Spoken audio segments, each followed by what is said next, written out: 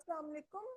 So this is your example 3 by using the row reductions to evaluate the determinant. ठीक है.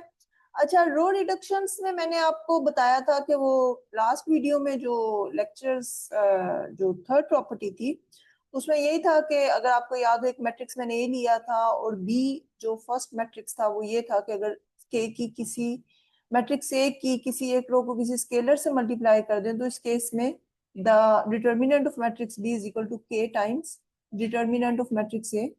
और इसी तरह से आप मैट्रिक्स ए और बी की मैट्रिक्स बी में बी जो है वो that is formulating after interchanging the any two rows और कॉलम्स ऑफ मैट्रिक्स ए।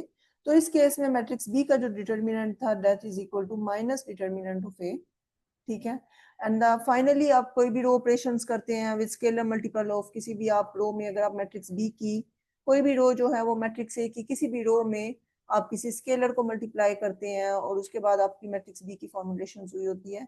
तो in this case there is no change in the determinant. ठीक है।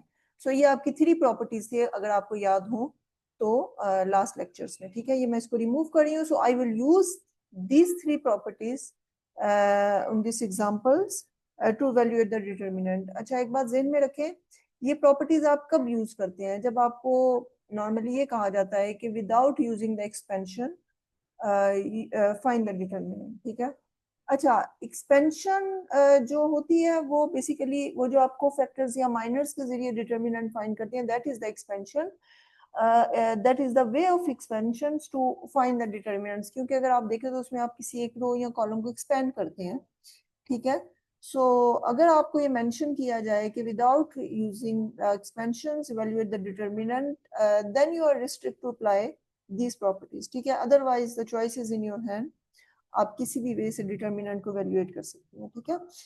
अच्छा, अब नॉर्मली सेकंड ये है आपके पास कि सेकंड क्या है आपके पास? अब आपको एग्जांपल में ये कहा गया है कि using row reductions to evaluate the determinant. अच्छा, इवैल्यूएट द डिटरमिनेंट अब कैसे है कि मैं क्या करूंगी कि मैं एक्सपेंशंस के बगैर डिटरमिनेंट डायरेक्टली इवैल्यूएट करूंगी? इसका बेस्ट वे कि आप मैट्रिक्स को कन्वर्ट कर दें by using the row operations in the diagonal matrix और द अपर और लोअर ट्रायंगुलर मैट्रिक्स। ठीक है।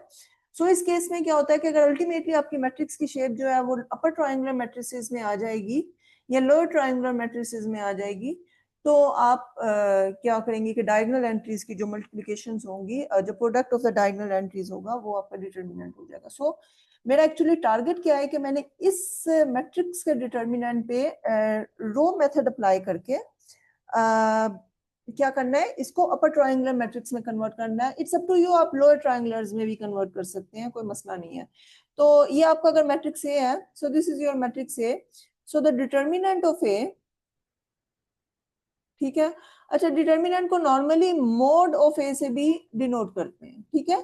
So it's up to you, आप जो मर्जी इसकी सिंबल यूज करें। So the determinant of A is equal to 0 1 5। ठीक है। और ये आपके पास आ जाएगा 3 -6 9 और ये आपके पास आ जाएगा 2 6 और 1। ठीक है। और ये आपका डिटरमिनेंट है। अब मैंने क्या करना है, मैंने इसको अपर ट्रायंगुलर शेप में लेके जाना है। अपर ट्रायंगुलर शेप आपको पता है क्या होती है? इसमें ये होता है कि ये डायगोनल एंट्रीज होती हैं और यहाँ पे आपकी कोशिश होती है नॉन जीरो एंट्री और ये सारा जीरो मैट्रिक्स आप करते हैं। ठीक है।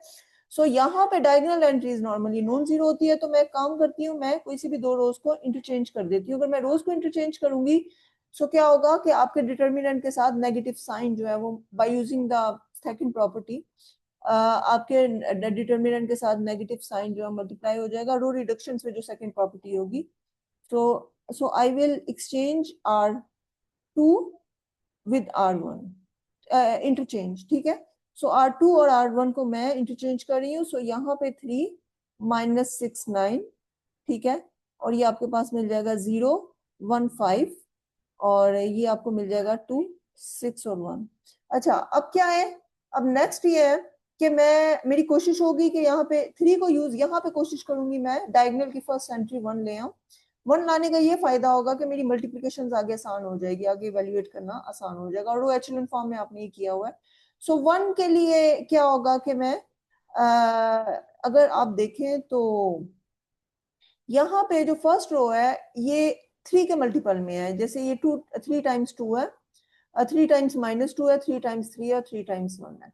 सो अगेन मैं इस पे रो रिडक्शन वे में जो आप ने एक फर्स्ट प्रॉपर्टी थी, -3 को मैं कॉमन ले सकती हूँ, 3 इज द स्केलर, ठीक है। सो 3 को अगर मैंने कॉमन लिया है तो फर्स्ट रो में से, तो आपके पास क्या आ जाएगा, आपके पास आ जाएगा 1, -2 और 3, और ये आपके पास आ जाएगा 0, 1 और 5, और ये आपके पास आ जाएगा 2, 6 और 1, ठीक है।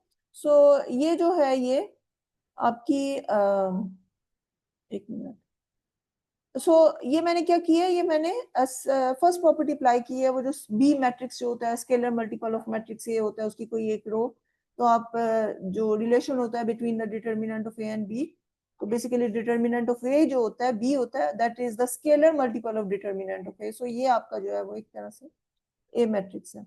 अच्छा ये एक मिनट में, ओके। सो अब नेक्स्ट आपके पास क्या है कि अब आपने इसको यूज करके इसको जीरो करना है, ये तो ऑलरेडी जीरो है, और इसको जीरो करना है, तो इसको जीरो करने के लिए मैं जो रो ऑपरेशन अप्लाई करूंगी वो मेरे पास क्या होगा, वो होगा मेरे पास R3, क्योंकि R3 में मैं -2 R1 अप्लाई कर रही हूँ, ठीक है। तो ये मुझे मिल जाएगा, दिस इज इक्वल टू, सो ये थर्ड प्रॉपर्टी आई थिंक उसकी रो रिडक्शन वे में, सो ये होता है कि there is no change in the determinant, तो यहाँ पे जो स्केलर मल्टीपल है -2 है, ठीक है। तो आपके पास आ जाएगा -3, और ये आपका मैट्रिक्स हो जाएगा, first row as it is रहेगी 1, -2 एंड 3, और सेकंड रो पे चूंकि कोई ऑपरेशन नहीं हो रहा तो दैट इज 0, 1 और 5 एज इट इज रहेगी। जो थर्ड रो है उसमें यहाँ पे 0 हो जाएगा, और ये आपका है 6 -2 इंटू -2, सो ये आपका हो जाएगा 6 + 4 दैट इज 10, ठीक है। और ये आपका हो जाएगा 1 -2 इंटू 3, फिर हो जाएगा 1 -6, 1 -6 कितना होगा आपका, -5 हो जाएगा, ठीक है। सो ये आपका -5,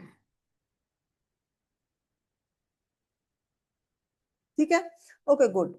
सो अब क्या है कि आपने इसको यूज करके, चूंकि ऑलरेडी ये 1 है, सो इसको 1 में कन्वर्ट करने की जरूरत नहीं है, अब इसको यूज करके आपने, क्योंकि आप देखें अब ये अपर ट्राइंगुलर्स की तरफ जा रहा है, अपर ट्राइंगुलर में ये है कि अब ये सिर्फ 10 को 0 करना है, तो उसके लिए आप इसको यूज करके इसको 0 कर सकते हैं। सो -3, और अब जो मैं ऑपरेशन अप्लाई करूंगी वो हो जाएगा R3 -10 R2, क्योंकि R2 को यूज किया जा रहा है, ठीक है। सो ये आपका जो ऑपरेशन होगा वो हो जाएगा ये। So first row remain same, 1 -2 and 3, second row भी एज इट इज रहेगी, क्योंकि सेकेंड रो अब भी ऑपरेशन नहीं है। थर्ड रो क्या हो जाएगा आपका 0, क्योंकि यहाँ पे 0 -10 into 0 is 0, 10 -10 is 0, -5 -10 into 5, -10 into 5 is -50, so -5 -50 is -55, ठीक है। सो आप ये देखें कि आपका अपर ट्रायंगुलर मैट्रिक्स है, अपर ट्रायंगुलर मैट्रिक्स का जो डिटर्मिनेंट होता है वो the product of the diagonal entries होता है। So you can directly apply that property, the determinant of an upper triangular matrix is equal to the product of its diagonal entries. So this is 1 into 1 into -55. So ये आपके पास -3 into -55 जो है ये आ जाएगा 165, ठीक है। So ये आपका आंसर है। So this is a way to evaluate the determinant without expansion. So by using the properties, ठीक है। I hope कि आपको समझ आ गई होगी। Okay.